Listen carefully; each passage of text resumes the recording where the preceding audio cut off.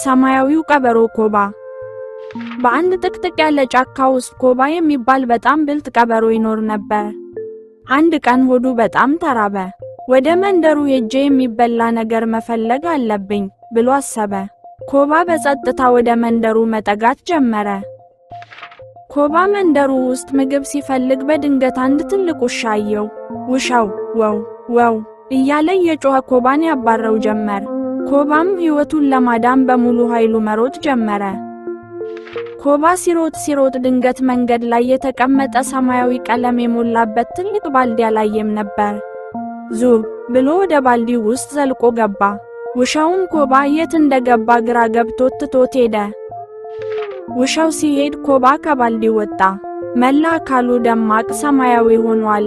በአቅራቢያው በነበረ የውሃ ኩሬ ውስጥ ራሱን ሲመለከት በራሱ ተገረመ። አሁን ማንም አያውቀኝም ብሎ አሰበ። ኮባ ወደ ጫካው ተመለሰ።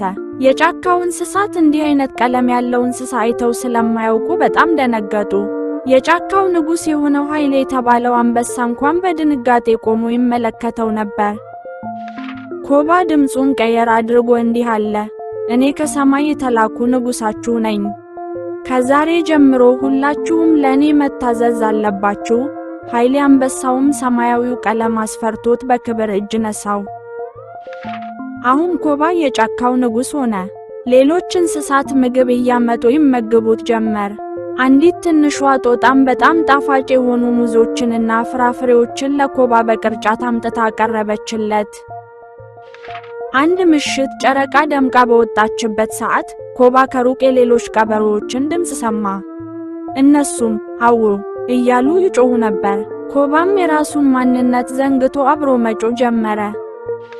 እንስሳቱ የኮባን ድምፅ ሲሰሙ ተራ ቀበሮ መሆኑን አወቁ። ኃይሌ አንበሳው በጣም ተቆጣ። እንዳታለልከን አወቅን ብሎ ኮባን በመዳፉ ገፍቶ በአቅራቢያው ወደ ነበረው ወንዝ ውስጥ ከተተ። ኮባ ወንዙ ውስጥ ሲገባ ሰማያዊው ቀለም ተለቀቀ። ተመልሶ ያው ተራ ቀበሮ ሆነ። ኮባም ከእንግዲህ ማንነቴን ደብቄ አልዋሽም ብሎ ቃል ገባ። ከዚያ ቀን ጀምሮ ኮባ በታማኝነት መኖር ጀመረ።